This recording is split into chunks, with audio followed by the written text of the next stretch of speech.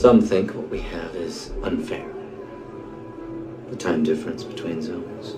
I've heard that, but isn't this just the next logical step in our evolution? And hasn't evolution always been unfair? It's always been survival of the fittest.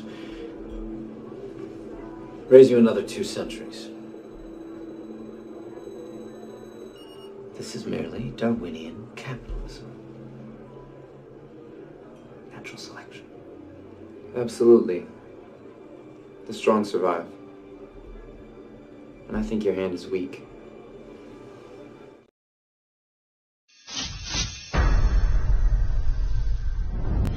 To call the last 2 years in markets a roller coaster would be an understatement. 2022 didn't go as expected for investors. From the 2020 pandemic crash that sent stocks suddenly plunging and Bitcoin dropping back then from $9,000 to under $4,000. Economic fears and many unknowns rattling investors.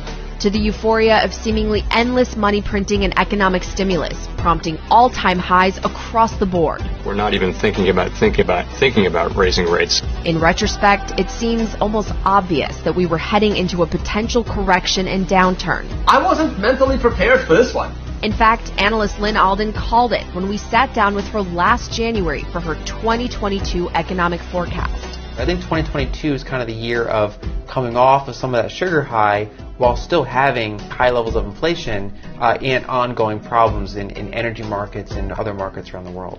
This is actually the first sit-down interview we ever shot for Hard Money, and it's taking on new meaning as we look back on the year. I see in what you're saying a lot of volatility ahead.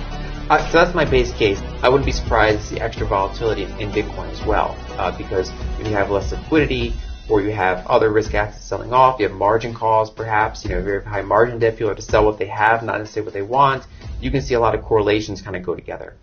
And they seem to do just that, with policy pivots and eventually a crisis in crypto. You should be borrowing fiat or dollars against your Bitcoin and spending those dollars. That's what the rich people do. All the while, Bitcoiners use 2022 to continue fighting for freedom money, the separation of state and economics, and preventing a dystopian future of financial surveillance and censorship that we saw more glimpses of this year.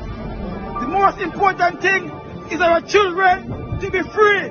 COVID lockdowns are now in the rearview mirror, but it was just 10 months ago that Canadian truckers made headlines for protesting a vaccine and quarantine mandate and saw their funds, along with those who supported them, frozen. We're fully supported to be here for as long as it takes for this government to realize that the people are the ones that need to have the power. This is about following the money. This is about stopping the financing of these illegal blockades. If your truck is being used in these illegal blockades, your corporate accounts will be frozen. That's startling government overreach in Canada, prompting backlash, and this viral response from President Nayib Bukele of El Salvador. Are these the people who like to give lessons to other countries about democracy and freedom? Your credibility on these topics is now worth zero.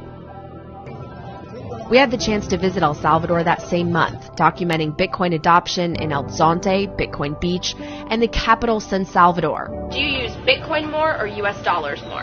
Bitcoin. Bitcoin. Sí. Wow. But as Bitcoin's price began to tumble and Bukele memed a McDonald's hat, the legacy banking and media world and international leaders intensified their attacks on his Bitcoin strategy, seeming to rejoice in the asset's sell-off, publishing headlines saying Bukele's Bitcoin bet isn't paying off, some outlets comparing him to a dictator.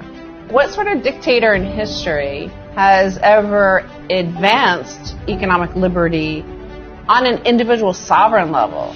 Max Kaiser and Stacey Herbert, now officially living full-time in El Salvador, used 2022 to launch an investment fund for Bitcoin companies here and spent their time orange-pilling communities from plebs to political figures. We deserve a better country, and it's more close than ever. But it hasn't been an easy year for El Salvador or developing nations around the world, getting squeezed in 2022 by a strengthening dollar as the Federal Reserve shifted into tightening mode and also weaponized the world's global reserve currency as war between Russia and Ukraine broke out just 2 months into the year.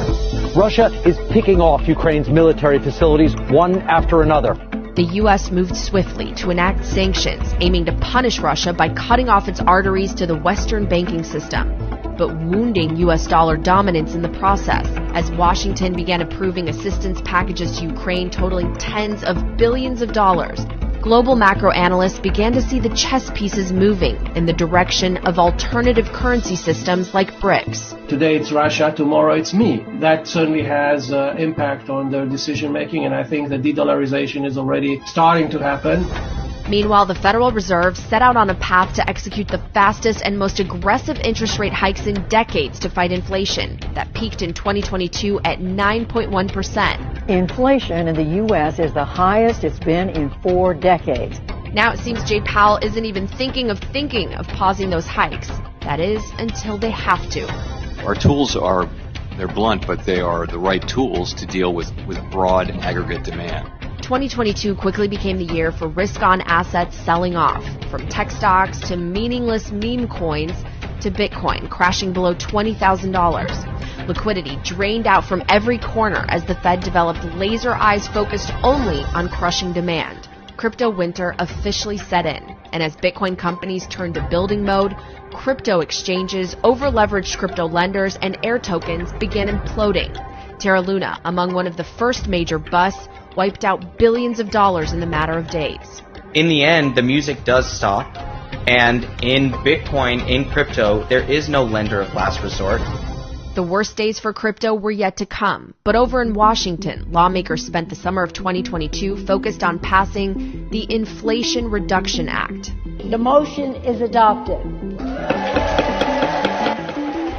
That act approving hundreds of billions of dollars in more spending, as Fed officials and other policymakers increasingly showed their detachment from the realities of working class life and inflation. You know, I have to say that I don't feel the pain of inflation anymore, but I don't find myself in a space where I have to make trade-offs because I have enough. Many Americans have enough.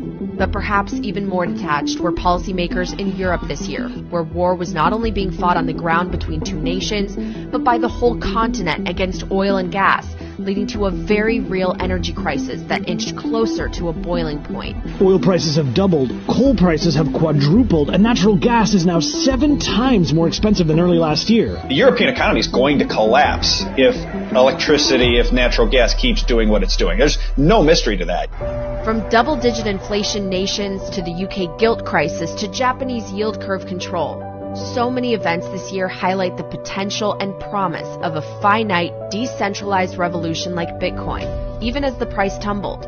But one event that spans the last 2 months of the year stands out among the rest, potentially divorcing Bitcoin from what Michael Saylor coined as its dysfunctional relationship with crypto, the collapse of FTX. FTX founder Sam Bankman-Fried has been released on $250 million bond. If you looked at his actual actions and the things that he was doing, it was very clear that it was all just self-serving. The massive crypto Ponzi fraud finally exposed and criminal charges filed in a blow-up worth billions. It doesn't shock me at all that FTX actually owns 0 Bitcoin. Because if you want to commit fraud, if you want to commit crime, if you want to upsell and wash trade pictures of monkeys, you don't use Bitcoin. This is a well-engineered, freedom-fighting tool for our species. It marked one of the biggest lessons of 2022, from an environment of excess credit and money printer go burr to the reckoning of a new economic reality where debts are coming due. In the end, it looks like Lynn Alden had it right all the way at the start of 2022. You kind of grind until you basically get out the weak hands, get out a lot of leverage, build up that tighter supply until you kind of have the next move up. Bitcoin may have taken a few bruises in US dollar price this year, but it also kept growing, validating, hashing, developing, and the important work of building and educating from Miami to Los Angeles to Africa and beyond, using the bear market to help people understand the importance of hard money and the hope of Bitcoin. There are use cases here today that people are using Bitcoin for today that are extremely important, that show off and showcase the best of humanity. So I think the word is getting out. And it's getting out because they're not telling people about the virtues of Bitcoin, they're showing people. I've never been so proud to be part of a movement where I meet people who are all directionally aligned along mathematics and truth, okay? It's that simple. It's called Bitcoin.